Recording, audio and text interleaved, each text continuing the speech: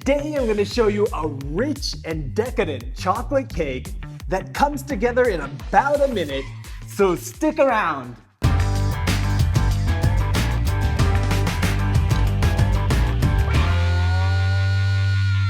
Welcome back to No Recipes.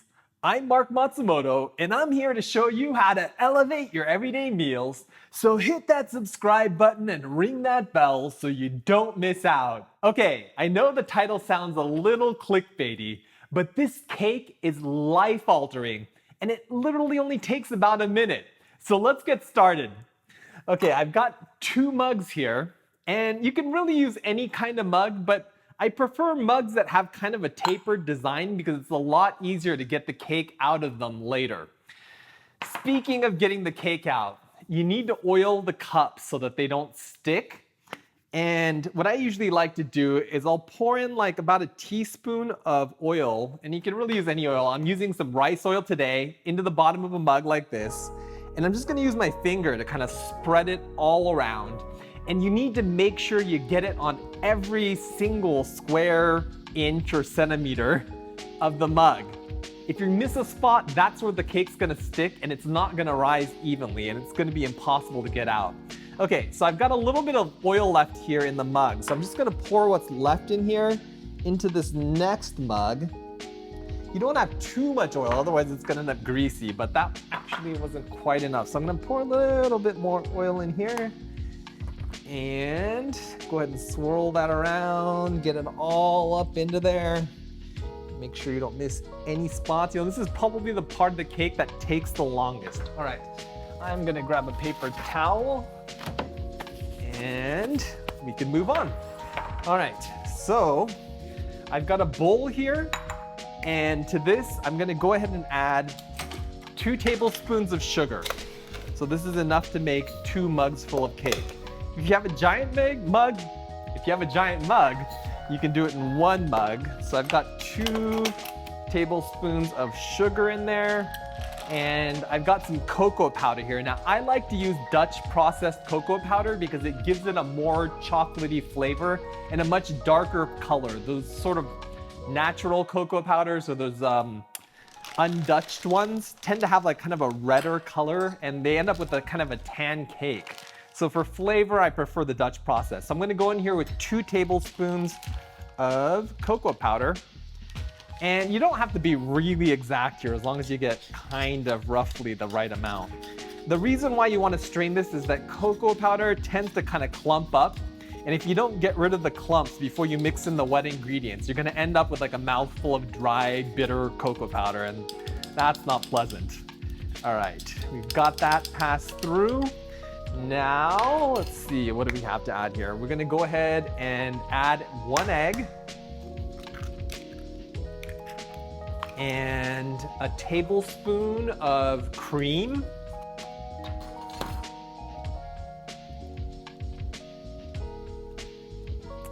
And then we're gonna add some vanilla extract. So, you know, this is really kind of up to you, but I'm gonna add about a ½ teaspoon.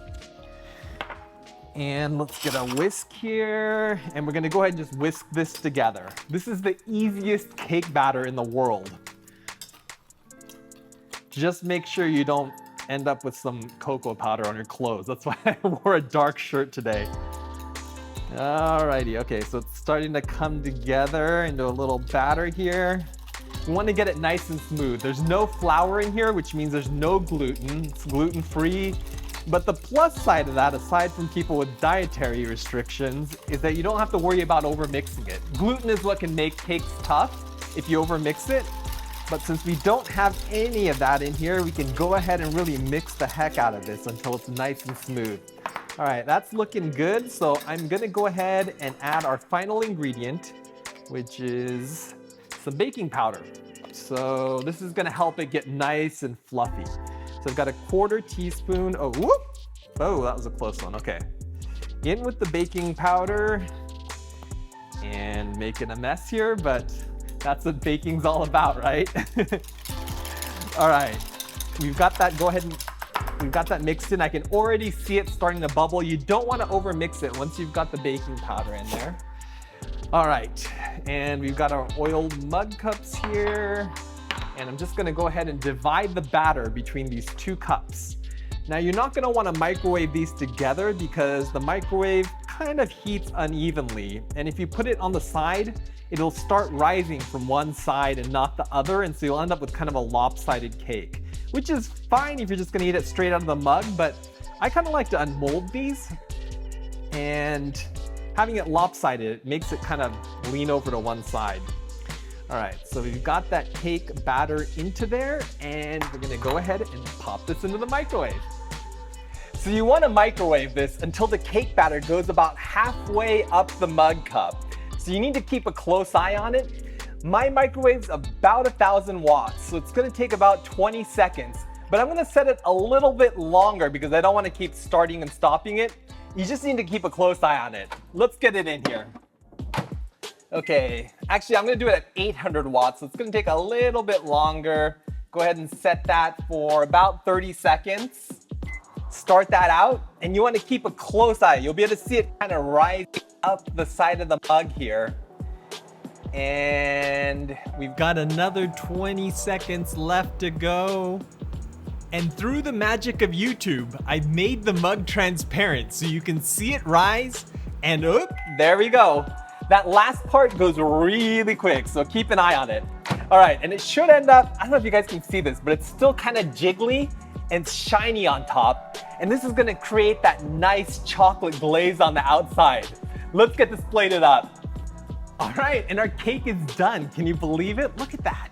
All right, I'm gonna go ahead and mold this. It's still kind of jiggly, and it's got this nice chocolate sauce on the outside. So I've got a plate here. We'll just flip it over into the plate like that, and cross our fingers, and oh, look at that. So a cake that comes together in under a minute is pretty awesome, but it doesn't mean much if it doesn't taste good. So let's go in for a taste test. Can you see this? Look at that. Oh man, it's just like glossy. It's got this chocolate sauce on the outside, but the inside is fudgy and kind of like a brownie. Oh my gosh, that's so good. This isn't just good from the standpoint of being a 1-minute cake. This is properly restaurant quality molten lava cake good. The inside is rich, dense, and chocolatey, but it's also not too heavy because it's got a lot of lift. And this thick, chocolatey sauce on the outside is just heaven. This and a cup of coffee and you can call it a day, but this is amazing with a dollop of creme fraiche or some whipped cream, some fruit like raspberries or strawberries or even banana. And for a little variation, I like to sometimes drop in a dollop of chunky peanut butter into the center before I microwave it. I'm gonna go in for another bite. This is just too good. It's so good. By reducing the cooking time, you end up with more sauce, and the cake has a texture like souffle. But by cooking it a bit longer, you end up with something more like a cakey brownie. I made mine today with cheap supermarket cocoa powder because it's all I had. But if you use a good one like Valrhona, you'll end up with a chocolate cake that tastes like it came from a good restaurant. In my career as a recipe developer, I've probably created at least 2,500 recipes, but this one has by far the best effort to taste ratio of anything I've ever made. So I hope you'll give this a try. If you enjoyed this recipe, you can let me know you want to see more like it by giving this a big thumbs up and by sharing it with all your friends that could use a little more chocolate in their lives. As always, I want to thank my amazing patrons on Patreon who help make this video possible. If you're learning something new from my recipes, I hope you'll consider clicking the link up here to join the No Recipes crew and help support our future videos. Well, after all that chocolate, I think I need to go for a jog, but I'll catch you in the next one. Check us out on Instagram.